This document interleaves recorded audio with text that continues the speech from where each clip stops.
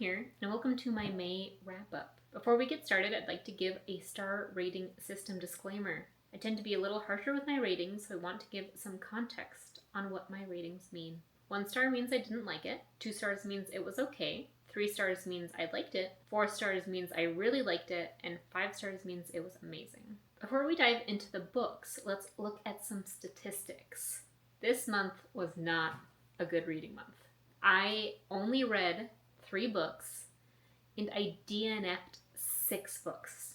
The total pages is 1,256. My average rating was a 4 star, and the 3 books that I did read were only audiobooks. The first book was Network Effect by Martha Wells. I gave a 5 star. It calls itself Murderbot, but only when no one can hear. It worries about the fragile human crew who've grown to trust it, but only where no one can see. It tells itself that they're only a professional obligation, but when they're captured and an old friend from the past requires urgent assistance, Murderbot must choose between inertia and drastic action. This book solidified the series as one of my favorites. I think it was such a good play to swap to a full novel after having the underlying plot of all the novellas finishing up in the last book. It's like after you get to know more and more about Murderbot, its thoughts and intricacies, now we get to see it all in motion. Then we have Fugitive Telemetry by Martha Wells. I gave a 2 star. When Murderbot discovers a dead body on Preservation Station, it knows it is going to have to assist station security to determine who the body is, or was, how they were killed, that should be relatively straightforward at least, and why, because apparently that matters to a lot of people. Who knew? This was a bit disappointing after ending on such a high note with the last book. I didn't look up a reading order, not that I thought I needed to, but this would have been better to read after book 4. I was expecting a linear, progressive continuation after book 5, and yet I felt like this was just a filler, not adding much to the story or to Murderbot.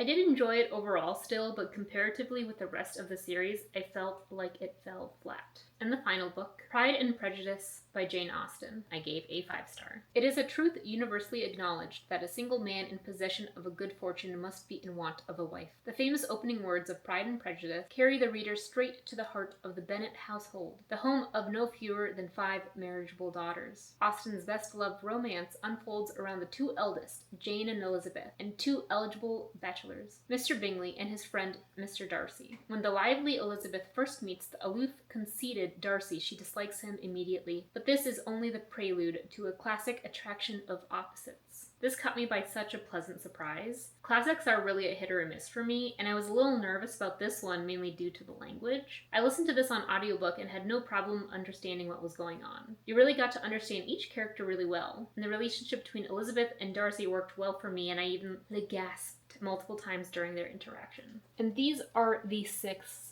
DNFs. The School for Good Mothers, Oh No, There's an Incubus in My Hot Spring, Bunny, A Room with a View, Priest, and Passing Through a Prairie Country. And that wraps up my May reading. I was hoping that my reading would get better from April. I think I had 5 DNFs last month, but I did read 8 books. This month didn't go very well with those 6 DNFs. I was just maybe in a reading slump, but just stuff that I picked up just wasn't working. Overall, my average was still 4 stars, with the 2 5 stars and a 2 star. But I'm hoping, since I did a physical and ebook TBR culling, where I read the first chapter and decided to pass or fail, that my reading in the next couple months will go well. I'm still on a book buying ban until the end of July, until my birthday, and so I'm hoping to get through quite a bit of my reads before then. As always, this is Quinn, signing out.